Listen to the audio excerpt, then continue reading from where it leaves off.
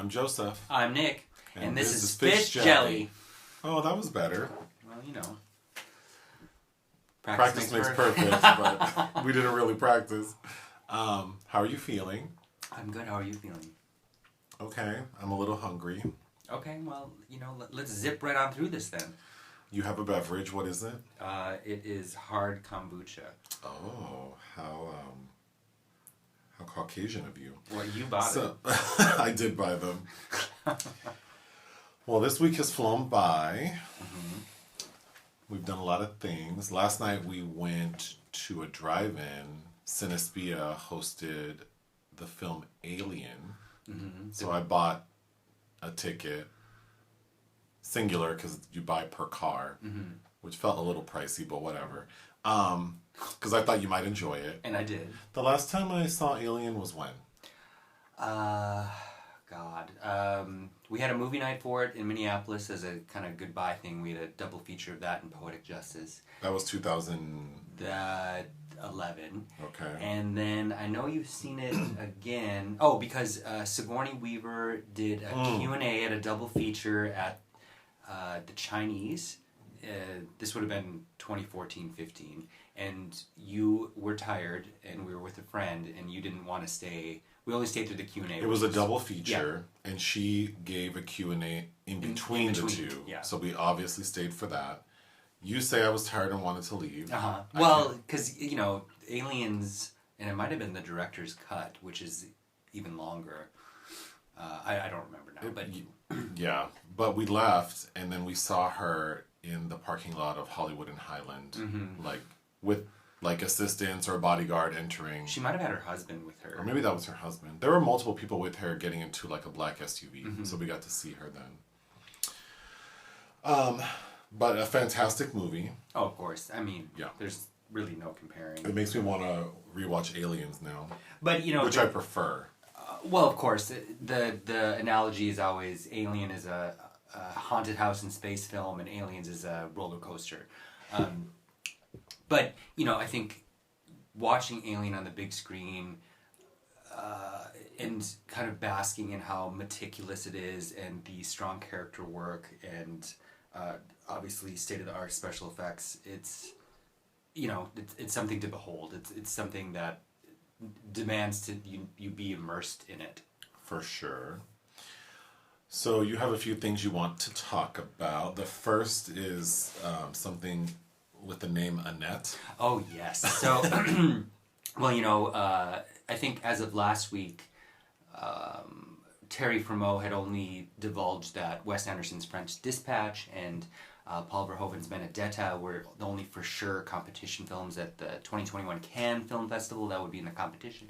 But since then, I think right after that, the festival confirmed that the opening night film would be Annette by Leos Carax, his first film in nearly a decade, since 2012's Holy Motors. It's a musical with the band Sparks made the music for, starring Adam Driver and Marion Cotillard as an opera singer. It's been in development for years with a revolving cast. I think at one point Rihanna, at one point Rooney Mara, at one point White Michelle Williams. I think we're all rumored to be the lead actress. So I'm very excited. The opening night slot at a major film festival is usually never really a good sign. The last time Cannes had an opening night film that I liked, that I loved actually, was Wes Anderson's Moonrise Kingdom in 2012. But more often than not, they're kind of throwaway films. But I think because of COVID, this is going to be somewhat different. I'm very excited to see this film. Yeah. All right. What is Hope? Oh, to shout out something that we did not review on Fish No, I'm asking, what is Hope? A film. Oh. No, I'm just kidding. I tried to make a joke. Human emotion. It didn't work. Anyway, go ahead. What is Hope? You didn't watch it, but I reviewed it for Ion Cinema. And it's a 2019 film. It premiered at TIFF and was Norway's official submission for Best International Film. It was shortlisted, I believe. I didn't get a nomination. Maria Sordahl directed it. In 20 years of filmmaking, she's only made 3 films. She tends to take like a decade in between each film. But really fantastic performance from Andrea Hovig, who's also an actress and singer. She won basically Norway's equivalent of the Oscar, the Amanda Awards for Best Actress. But definitely a tearjerker. It's one of those disease, cancer, subgenre films. So you kind of know what you need to brace yourself for getting into it. But, you know, for all of those kinds of films I've seen of that ilk, like, I still came away really liking this actress's performance. So just a shout out to that we didn't highlight on our own channel. Why do I have Tribeca written down? Because the Tribeca film... Why? The Tribeca Film Festival announced their 2021 program in its entirety. And... Are you going to read it to us now? No. Oh. Just like... Because you would never read a long list. You know, go ahead. One man's trash is another man's treasure, you know? My mom used to say that when she'd go yard sailing on the weekends. I know, mine did too. Usually it's all just trash. But no, just a few items of interest from Tribeca, which of course was hampered last year by the COVID-19 pandemic. But just some things I'm excited about. Actually, a lot of interesting documentary features, which aren't something I usually end up covering for Ion Cinema. But I just happened, Criterion released the 2018 title Minding the Gap recently by Bing Liu, which won the top prize in the documentary competition at Sundance that year, was nominated for an Oscar. He's got a new documentary called All These Songs. It's about gun violence. But after watching Minding the Gap, I'm actually very interested. Another documentary called The Kids by Eddie Martin is about the actual kids that inspired the notorious 1995 film by Larry Clark. Oh, that's interesting. Yeah, so I'd definitely be interested in that. There's another documentary about closeted Nigerian men called The Legend of the Underground, which of course I'm sure will be frustrating and miserable, but necessary. Bitchin', The Sound and Fury of Rick James, I think will be fun. There's one called Stockholm Syndrome about A$AP Rocky, of course, who was detained there in Stockholm. And Lady Boss, the Jackie Collins story. Oh. They have 3 midnight films. One of them sounds really good, called Ultrasound, with Tunde Adebumpe and Vanessa Shaw. And Adam Leon has another film. I really liked his 2012 title, Gimme the Loot, which is, of course, a reference to... The Notorious B.I.G. song? Uh-huh. Oh, yay! But that is I really like that film, and I believe it played at Cannes. But his latest is called Italian Studies, and will be premiering at Tribeca. But just a shout out... Oh, and Jim Cummings' the beta test, which I'm kicking myself. I missed at this year's Berlin Film Festival, but perhaps I'll have another opportunity there. Jim Cummings, of course, directed Thunder Road and The Wolf of Snow Hollow, which we did review. Okay. Why did you re-watch Clear and Present Danger? I've never seen Clear and Present Danger. Oh. In anticipation of Tom Clancy's Without Remorse, which we watched today but cannot say anything about because the embargo is still up. Until when? I don't know, sometime next week. Oh. Yes, so Tom Clancy, do you remember the movie Can You Ever Forgive Me with Melissa McCarthy playing the author Lee Israel? Where she's writing the fake... Forging the signatures, yes. Which, Richard E. Grant and Melissa are fantastic in that. But she's at that party of her agents, played by Jane Curtin, and she gets all upset because there's a man who's supposed to be Tom Clancy telling all these people at the party that there's no such thing as writer's block. Of course, in the 1990s... there were a ton of adaptations of his works. The Hunt for Red October, of course, Patriot Games. I'd never seen Clear and Present Danger. Without Remorse was supposed to be made with Keanu Reeves in the 1990s, but that was permanently shelved. Anyway, I'd never seen Clear and Present Danger, and I hated it. But I think it's interesting to note Willem Dafoe plays the same character that Michael B. Jordan is playing in this this actual adaptation. That's right. Yeah. But there have been countless... Jack Ryan is the Harrison Ford, Alec Baldwin character that's been resuscitated over and over again. Ben Affleck played that in Sum of All Fears. Chris Pine, I believe, in Jack Ryan's Shadow Recruit, from 2014, which is terrible, that Kenneth Branagh directed. And there's something else in there. What's his name? John Krasinski was in the TV series about him. So there's a lot of Tom Clancy-isms. The only one Hunt for Red October is I'd say is a good film, but suffers from poor special effects. But Patriot Games, I have very... The Hunt for Red October has poor special effects? I thought so. Oh. In a rewatch about 5 years ago. Yeah, I don't recall. I think Patriot Games holds up, though, and Ann Archer is actually utilized. Philip Noyce directed. We watched his debut, Dead Calm, kind of recently, with Nicole Kidman and Billy Zane and Sam Neill. Anyway, Clear and Present Danger, also directed by Philip Noyce, I thought was... Ann Archer's completely... has nothing to do in it, and I was so irritated at... You were in the background, because they're in Colombia, and where one of Harrison Ford's colleagues says to him, "What's the food like here?" And he says it's like Mexico. Like, no, it's not. Then the guy's like, his colleague says, "I hate Mexican food," which... I don't trust anyone who doesn't like Mexican food. Exactly. Like, what is wrong with you? But it's funny how... Because I rewatched Unlawful Entry recently with Kurt Russell and Ray Liotta and Madeline Stowe, and it's funny how cuisine is used as a mark of elitism and a class marker, because there's one moment in that film where, as a child, of course this wouldn't register, but Ray Liotta brings Kurt Russell to this like Mexican food truck, and Kurt Russell's character refuses to eat it. Well, yeah, that is a device that's often used to show how people are kind of... Yeah, it's just interesting. Had issues with race or, yeah. I feel obligated to mention something I've watched outside of our YouTube video reviews, but there really hasn't been much, except I tried watching season 2 of The Circle on Netflix. Yeah. So I recall enjoying season 1, but I think that's only because...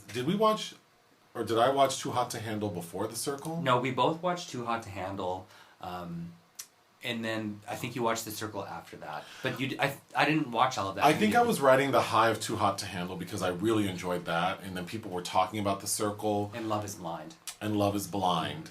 So all of that together, I think, made me feel like it was quality enough television, but watching season 2 of The Circle has been difficult. I've had it on in the background and it's garbage, but I'm only like 3 episodes in, so we'll see. I've only barely seen that when I've been in the room when you've had it on, and I do agree. I don't know if it's, we were in a state of desperation last summer, kind of being locked in with the... So it's like almost anything new felt like something to... I'm glad Michelle Buteau has work, so that's good. Yeah, of course. But yeah, these people are like... There's so many things about the show I don't like, and I think I've forgotten about it upon watching season 2. The biggest thing I hate is... I wish they would just show us, like, what is being... The whole premise is, like, this platform they're on, and, like, whether or not they're catfishing each other on this, like, social media platform. But then we have to watch these characters, or people, like, talk to the platform, like, speak to text. And I wish we could just sort of be immersed into the platform and read everything on our own. Right. But then I guess that would be too much like subtitles, and people don't like that. So anyway. Asking people to read trash TV, it won't happen. Another little topic, well, it's not little, the Oscars, the Academy Awards are tomorrow. We did a video talking about your thoughts and predictions on our YouTube channel, but I figure since it's tomorrow, do you have any thoughts? Do you want to sort of like give your predictions again on like the major categories? No. No? Okay. I mean, I'm tired of thinking about all those films, even for the ones I like. Okay, so if you care about Nick's thoughts, then find it on YouTube on our Fish Jelly Film Reviews channel. There's always that, I forget what platform it's on, where the anonymous Oscar voters talk about what they really think, and the consensus, of course, based on that outlet was that it's been a mediocre year. But it's like, there are some really good films in there that are very deserving of Oscar nods, and of course some things that shouldn't be. Trial of Chicago 7. But that's every year. The whatever these voters get on the ballots, Like, I mean, the fact that The Blind Side had a Best Picture nomination on top of that Bullock win, no good. So I don't think anybody should. I'm tired of the Oscars. Okay. But, you know... I don't want you to feel triggered rehashing it right now. You know, like Issa Rae said about, you know, she's rooting for all the black nominees. But what's remarkable is that we can go beyond that statement now, because which black nominee in any particular category would you prefer? It's nice that there are some options this year. So I'm very much looking forward to the outcome. As I've said before, I really, out of the Best Actress, which I've always probably paid the hyper aware of, I really am rooting for Viola Davis to win a second Oscar. But we'll see. All right. So now you want to talk about a person named Monte Hellman. Yeah, so like profiling, you know, last year we brought up how Helen McRory died, but really didn't talk about her. But last week. Yeah. Oh, what did I thought say? You said last year. Oh, I could be wrong. So yeah, tell me who Monte Hellman is, and anyone listening. So you have no idea who Monte Hellman is? I mean, maybe if you tell me. He is kind of a cult auteur filmmaker. He's best known for the 1971 film Two-Lane Blacktop, which I just watched last night in preparation for this, starring Dennis Wilson of the Beach Boys and, oh God, I'm forgetting his name. The guy who used to date Daryl Hannah. Quentin Tarantino? I don't know. No. Anyway, it's considered one of the best road trip films ever made. And, of course, Warren Oates, James Taylor, that's what I'm trying to think of. James Taylor is the driver, and Dennis Wilson is the mechanic. And they are basically drag racing from LA to DC against Warren Oates. And they have this young... hypersexualized teenage girl that they pick up for the ride that kind of volleys between them. We had watched, as we said, Alien, and so I inadvertently had a Harry Dean Stanton double feature, because Harry Dean Stanton is a hitchhiker that Warren Oates picks up that's gay and keeps trying to hit on him throughout the night, which I found very interesting and kind of strangely touching in their interactions. Because he totally puts him off and tries to kick him out, but lets him stay until he gets to a safe place to drop him off. Monte Hellman. Anyway, so that's his best known film. He started out as one of the directors that was tutored by the great producer Roger Corman. And so he produced, I think, for his first few features, but beyond Two-Lane Blacktop, which was not a hit but has since become a huge cult hit. It's part of the Criterion Collection. He's best known for a pair of 1966 acid westerns, The Shooting and Ride in the Whirlwind, both starring Jack Nicholson. Nicholson wrote Ride in the Whirlwind as well. Both excellent films. Acid westerns are... So these were 1966, but the term acid western wasn't coined until 1971 by Pauline Kael over the Jodorowsky film El Topo.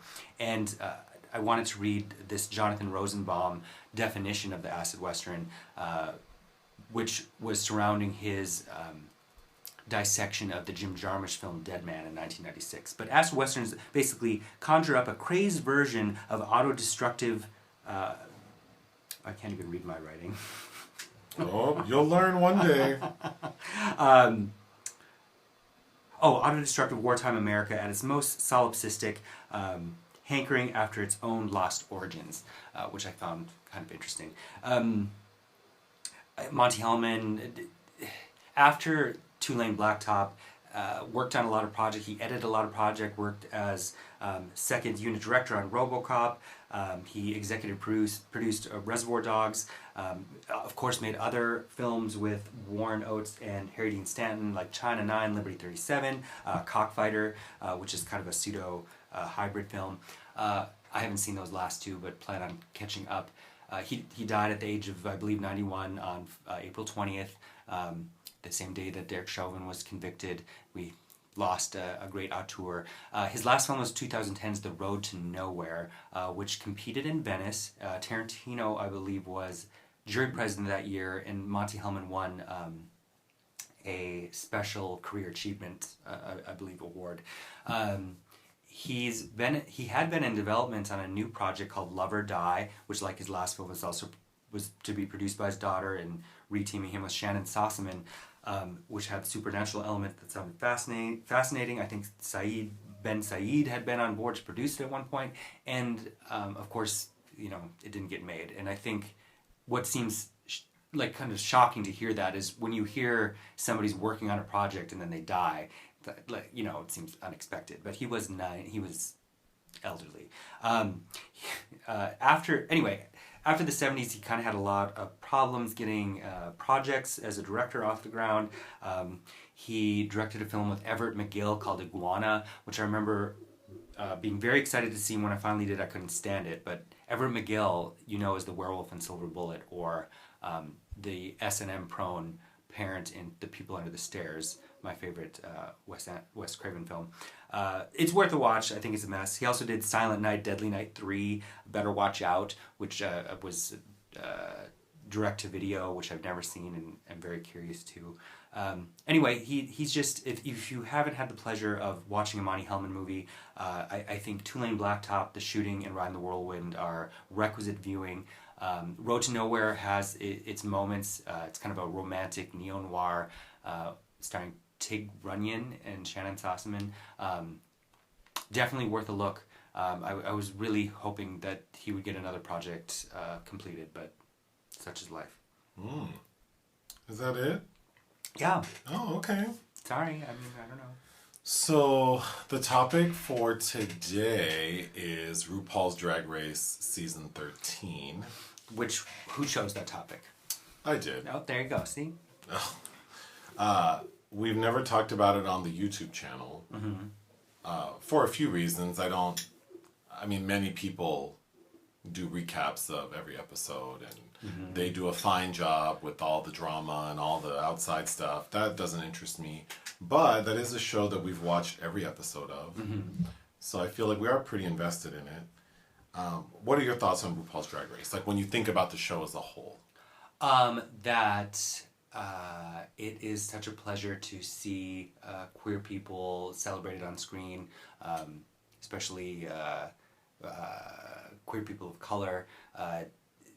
I think that when I think back to my own youth, I would have never expected to see anything like this on television, certainly not embraced. I think of RuPaul and how kind of exciting it is to see her in all her splendor on screen.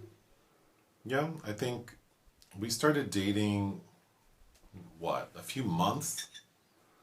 Or like a year before the very first? I think just a few months, because it came out in 2008, right? I believe so. Yeah, so we were newly minted. So we would go and watch the show at some of the local gay bars in Minneapolis. Because I did not have cable television. Right. And ironically, the winner of season 1 we were watching the show in the bar that was her home bar. Yeah, so the Gay Bibi 90s. Zahara Benet, her home bar was the Gay 90s, which is where we would watch the show. So that was fun. And I think just for this, because I like drag and I love music and makeup and fun costumes, the show has served me well for a long time. And I guess I can go on and on about all of the show, but just quickly talking about season 13, because the winner was announced yesterday. Yes. The winner is Simone. But I thought it might be fun to go through your thoughts on each contestant. Sure. I think I also want to add, I think RuPaul's Drag Race is an excellent example of the sacrifice that happens when a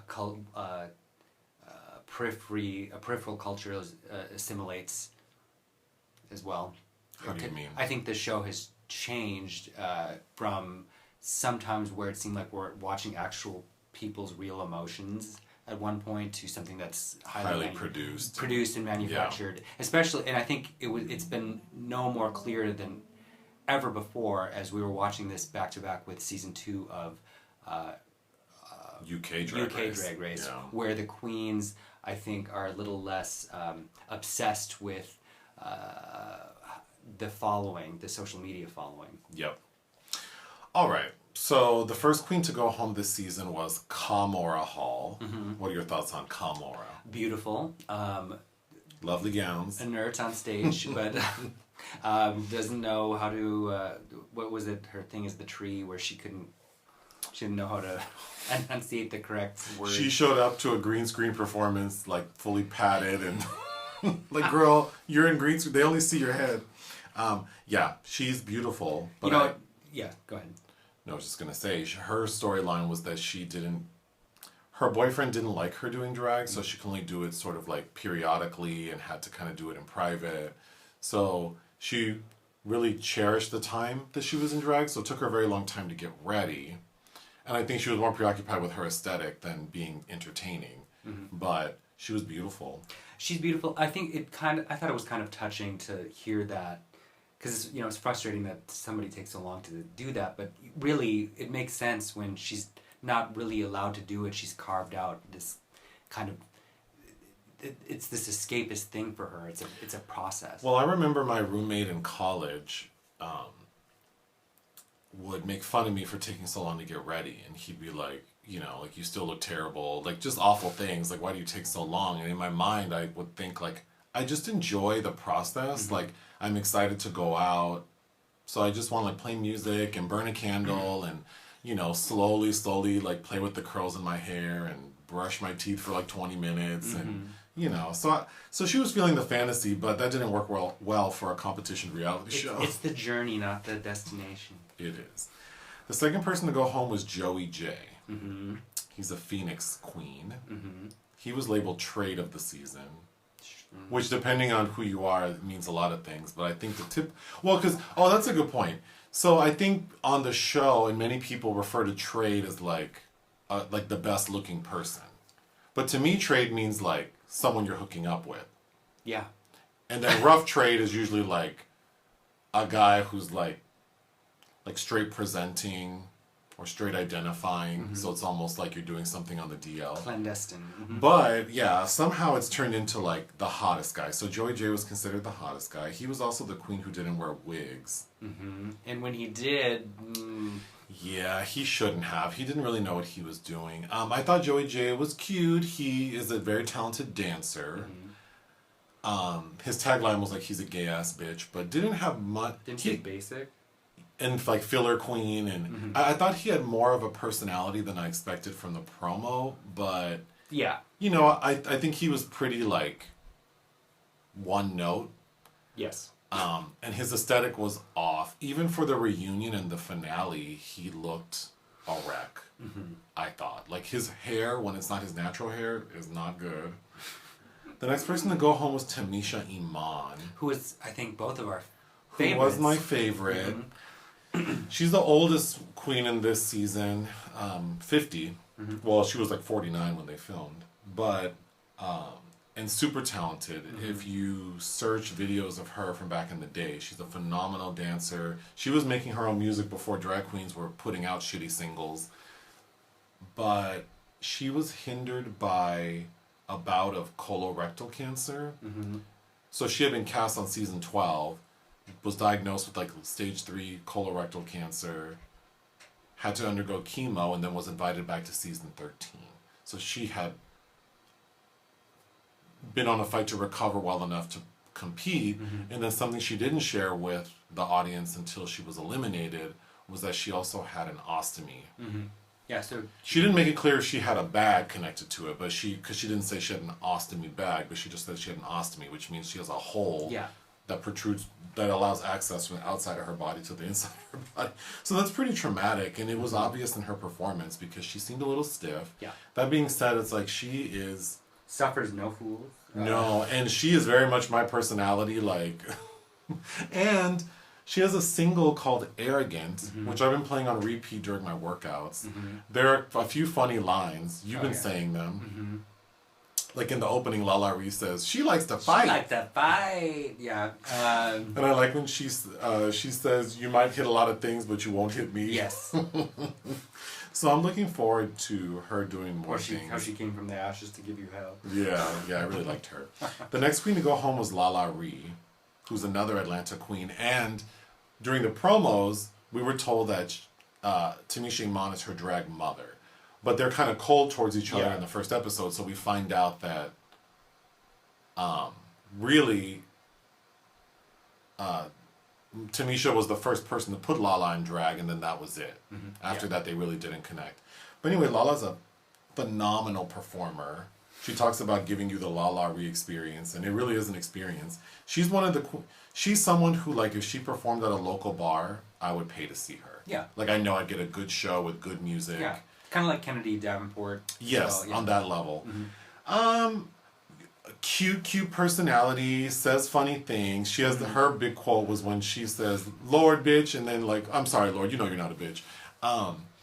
But And one miscongeniality. But she struggled with comedy.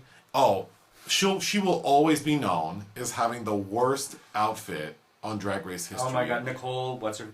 Nicole Byer. But Nicole Byers, the look on her face. This is when I wish we had a YouTube video because I would post all this. But yeah, that like 99-cent store gift bag outfit. I bought those bags before. Yeah, I've purchased those bags as well.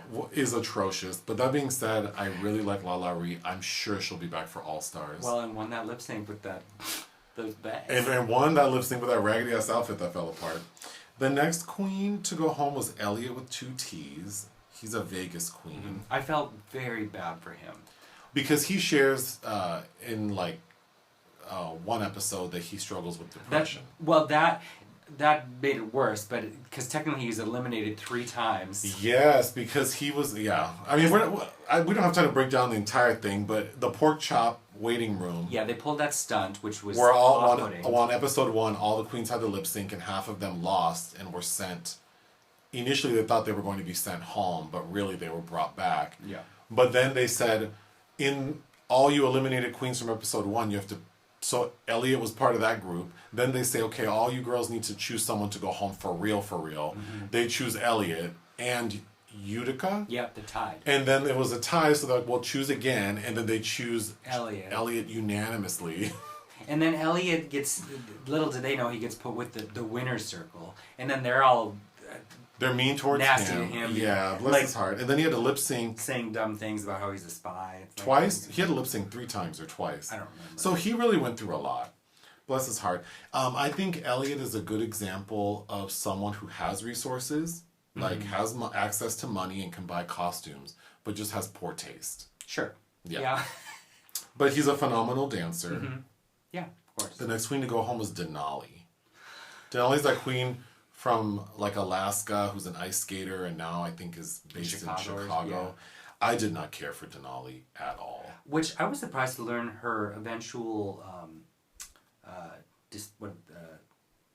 elimination was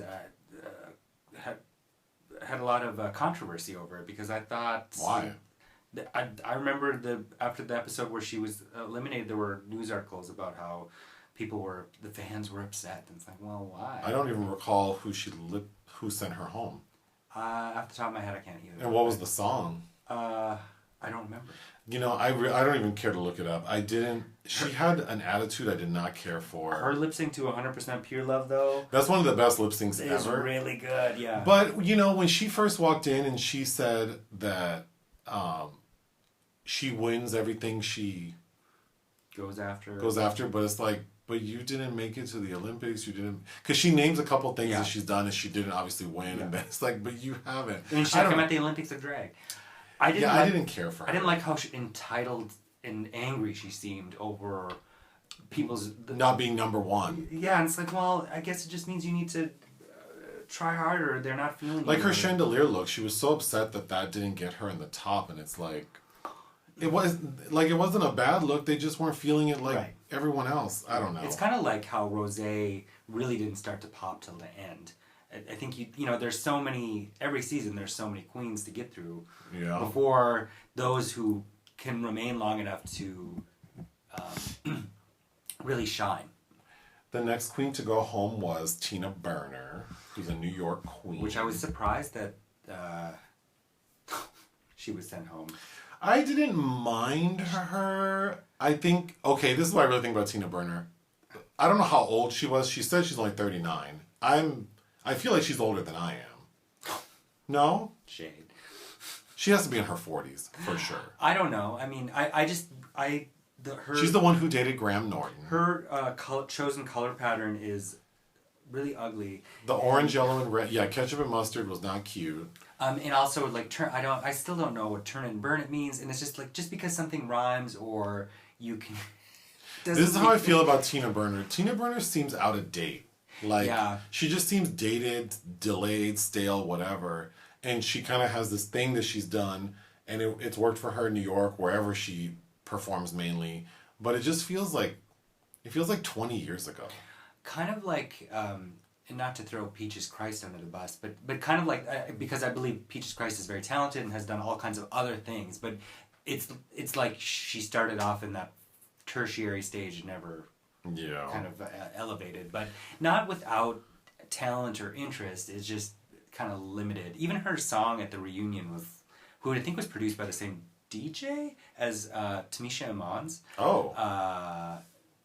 I wasn't feeling that. No, it's just because it feels delayed. Like, I mean, it just felt. It feels like 20 years ago. Well, it's trying too hard to bolster this brand and this image when maybe you should just be having fun. Sure. But that said, I think that lip sync that costume was terrible. But the lip sync because it was to Humps. Yeah, her and Utica performed my Humps. I preferred her over Utica. I did think she did a better job, but I also think it was her time to go. Sure. She said she was the comedy queen. It's like, but you haven't been funny yet, so I don't know. The next queen to leave was Utica Queen, who's who's the Christian, the Seventh-day Adventist from Minnesota. Mm-hmm. She's the one who, her version of funny is to be mean and nasty, which is really interesting for someone who is very proud to say she's religious. She's very proud to say she's religious and very careful not to appropriate black culture to the extent of she was Bob Ross on Snatch Game, who was a white man with an afro and instead wore a crown of squirrels because she didn't want to appropriate black culture as a white person. I appreciate her effort, but it was stupid. It was stupid. Because it's like that man does have curly hair, and on the same episode, Tina Burner wore, she did who's the gay Richard Simmons, who also has the same type of hair. Right. Like there are non-black people who have tight curly hair. And I'm happy that we revisited that on the Baps Challenge when she was paired with Simone. Yes. Where she had two black people telling her. Like, girl, just do it. If you do it with love. But see that. Utica, I'm Minnesota born. She reminds me of so many people that fake ass Minnesota nice who are really kind of nasty because they're uncomfortable with themselves underneath. And I think she got called out by Rosé after the library mini challenge about practicing reads when it was kind of past the point of doing making an effort to be mean. I think she seems fake. I think Quirky and Weird is great because I also feel that way in a lot of ways. I think she just tries too hard. I don't think she's without talent, but I was very happy to see her go and wish she had gone home earlier. Wow. When I think of her, I think she's an amazing costume designer. Yes, of course. And her looks are phenomenal, and her lip syncs were really good too.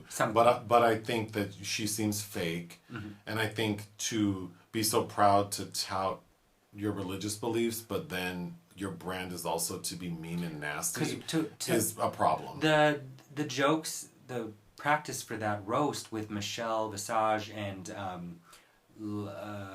Lonnie Love. Yeah. When she calls Lonnie Love a whale, and it's like, how?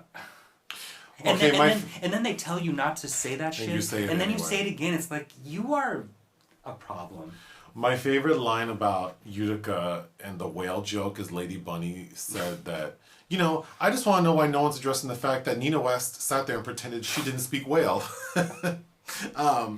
But I will say for Utica, I do appreciate, because I'm not an artist and I'm not a creative, but I can appreciate feeling like I am here to present myself, and I'm not going to change what I do because you don't like it. Now, from the aspect of entering a reality competition television show, that's stupid. You should do what they tell you to do. Yes. But as an artist, I do admire her saying nope, this is the idea I have, this is how I'm going to execute it, this is my vision.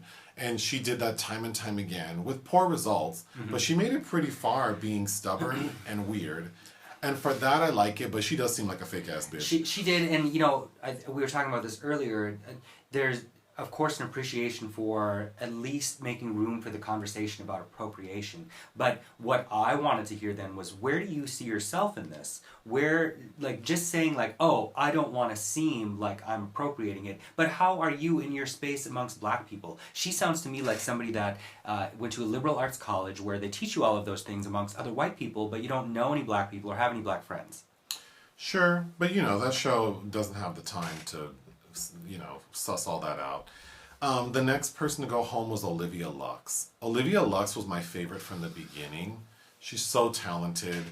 She can dance, she can sing, she can play instruments, she can write.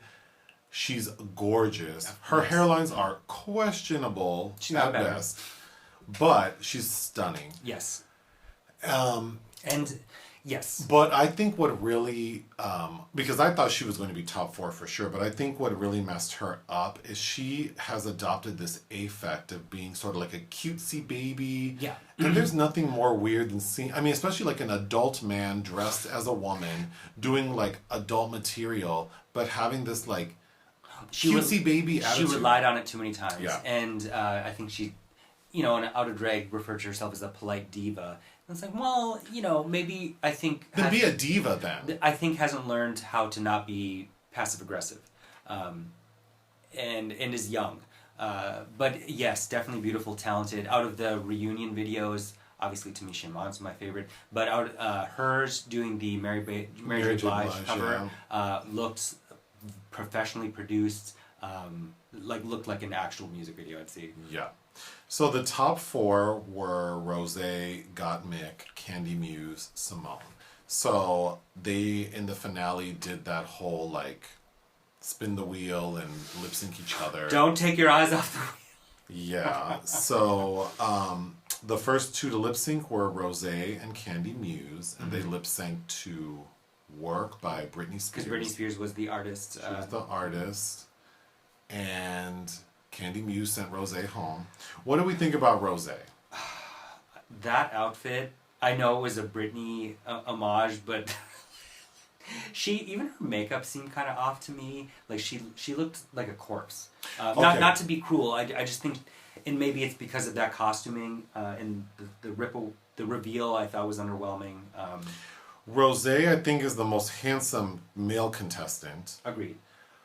But Rosé has very strong features and has a 5 o'clock shadow at noon. Mm-hmm. So she has to color correct heavily. Yeah. So her makeup looks, when you color correct, your makeup ends up, if not done correctly, or you're a person who's very fair, it ends up looking a little chalky, a little like neutral. But she didn't look like that through most of the season. Well, no, she didn't. But I think her face. She's a very handsome man, but she's not a pretty lady.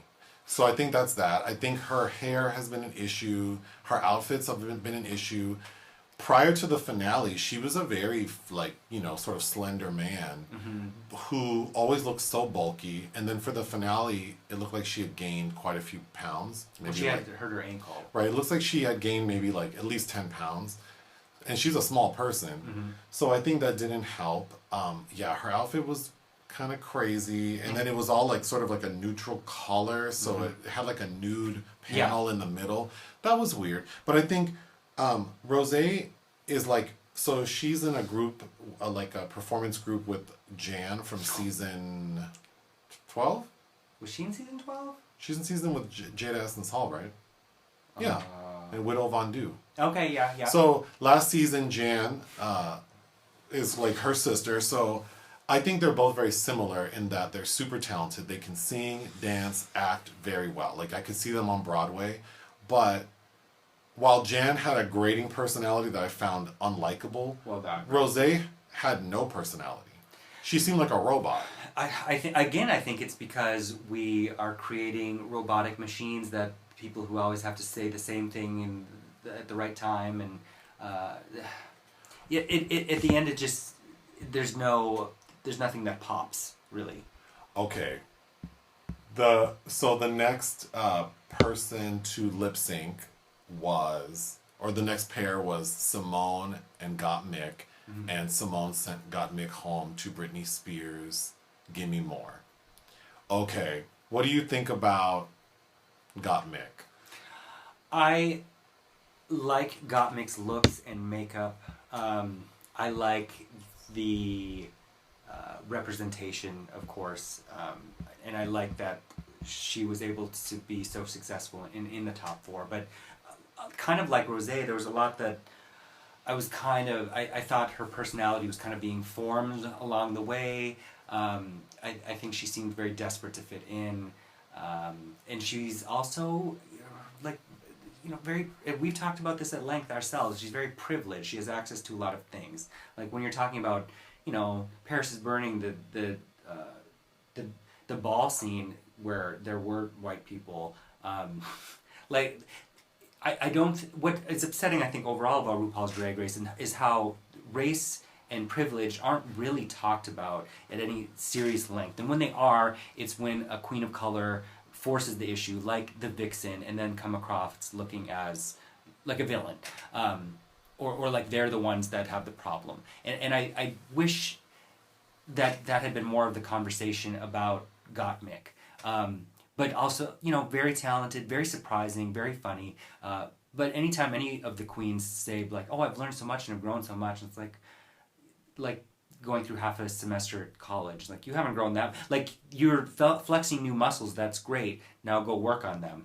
Well, speaking of privilege, I think Rosé also fits into that category because she talks about how she has such a supportive family and never had any issues and moved here from Scotland and everything's just been perfect. So, yeah, like her storyline is not that dynamic. It's just like, oh, you've had a great life and you're super talented, so like you should just be handed this crown. I don't think that made for a good story that people could relate to necessarily. Again, I think that it's like Maslow's hierarchy of need. You are at the top. Like, where is your allyship? Like, where's your interest and curiosity about others? Like, that's what I want to see from, if you have that kind of privilege in your pocket, that's what I want to see. Like, how is that not natural? Right. Okay. So then at the end, Candy and Simone lip sync to Till the World Ends by Britney Spears. Which might be my favorite Britney song. It's up there for sure. Okay, what do you think about Candy Muse? I wish she had gone home a lot longer. I don't know that I think she, especially over Olivia Lux, deserves to be in top four. I think she's entertaining, and I started to dislike her less after it went, but she could have gone after that fight with Tamisha Iman. Okay, so first of all, the way she spoke to Tamisha Iman is a problem for me because I definitely feel like we need to respect our elders, and that's not shade to Tamisha Iman, because I think to me elder means like someone who's more experienced. Like, Tamisha Iman is a known drag queen who has won many, many, many, many titles. Like, just Google her, and she is older than Candy Muse, like significantly older. So I think the way she spoke to her was just so disrespectful, and to choose to do that knowing that that will be on camera, available for everyone to see forever. Was a choice. Yeah. Was a choice. But I think the bigger issue with her for me is, I don't like excuses, but sometimes they're valid in the sense that, like, sometimes people's personalities are formed from trauma. Like, Candy has a speech impediment. Candy has some interesting gaps in her teeth. Candy looks like, like a cartoon character, like a bulldog or something. She's not, she kind of is a funny looking person with a very interesting manner of speech. So I'm sure she got picked on a lot. And then she grew up in sort of a rough neighborhood, as she says. So it's like, okay, sure, that might form a personality that's a little rough around the edges. But that doesn't have to make you a bully. And I think she was a bully. She felt like any room she's in, she has to suck up all the air. And she thinks she can just talk to people however she wants to. And that I don't respect. But that being said, like, I have to commend her on her drag. She is a talented makeup artist. Some of her looks were garbage. Yeah. She can dance. Yes. I think she's a little limited in her dance, but she is a good performer. And for all the comments about, and granted, I think I watched everything with subtitles. I didn't have a problem understanding her. I didn't think she was unintelligible. No. I do think it's funny that during the finale, we see a video of Candy's mom giving her encouraging words. Yeah. And it's funny that her mom has less of an accent than she does, because usually it's the opposite. But, okay, we have to wrap this up. So Simone beats Candy and wins the crown. Which is what she was my pick. I'm happy she won. I'm happy she won, and she was definitely my pick after Olivia started to fumble. Simone, to me, to not make this too long, I think we were talking about this earlier. When I think about like RuPaul's Next Drag Superstar, I think Simone is the first winner who actually, I think, most closely mimics RuPaul. Yeah, she kind of emulates RuPaul, for sure. But even in her skill set and her ability to have this very strong, appealing, vivacious personality, mm-hmm. and to be able to sort of dip into sort of her like urban country sensibility, but also be quite elegant, mm-hmm. but still stay true to herself. I also really appreciated that. To me, she felt, and I'm trying to think of the best way to say it, but I just really liked that she just seemed like a very proud Black person, mm-hmm. who wore that like proudly. Yeah. But in a way that didn't seem aggressive, which I also like. You know, someone like Bob the Drag Queen is aggressively Black, which I also very much like. But I think Simone sent a message.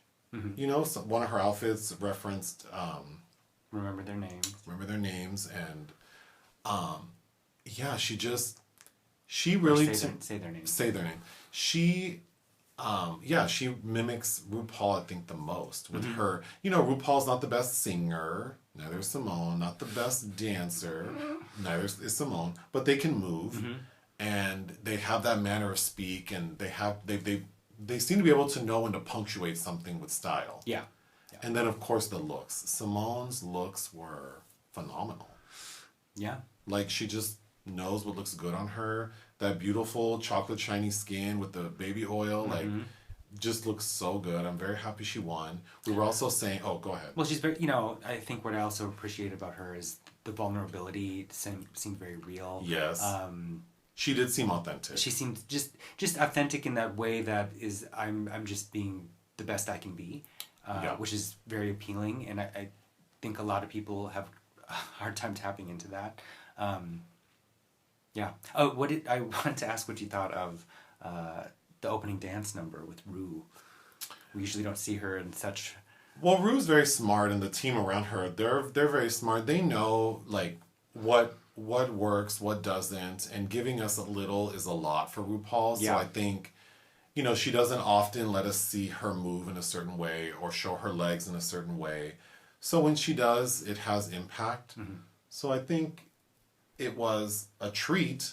I think so too. But is RuPaul Janet Jackson on stage? No. But she's 60, damn near. Pushing. I mean, I thought she looked good. I loved the sweaty shine on her decolletage. Oh yeah, she looks amazing. Well, that's what I'm saying. To see RuPaul, like this nearly 60-year-old man in 6-inch platform heels and like a cinched-in like bathing suit dress. Mm-hmm. Like do a little performance mm-hmm. and look phenomenal is pretty astounding. And I think because there's really no one else doing that, it makes it that much more special. Yeah, I agree. But, because it's almost like watching Diana Ross. Yeah. When Diana Ross was 60 and performing, it was such a treat to see because it's like, oh my gosh, this woman looks so good mm-hmm. and she's up there with all this energy. So yeah, I thought it was fun to see. It's not the finale we wanted, but... Tina Turner, too. She could dance. Of course, Tina Turner. Even Cher, yeah, I mean, she does her point thing, but I mean, you don't go thinking you're going to see acrobatics.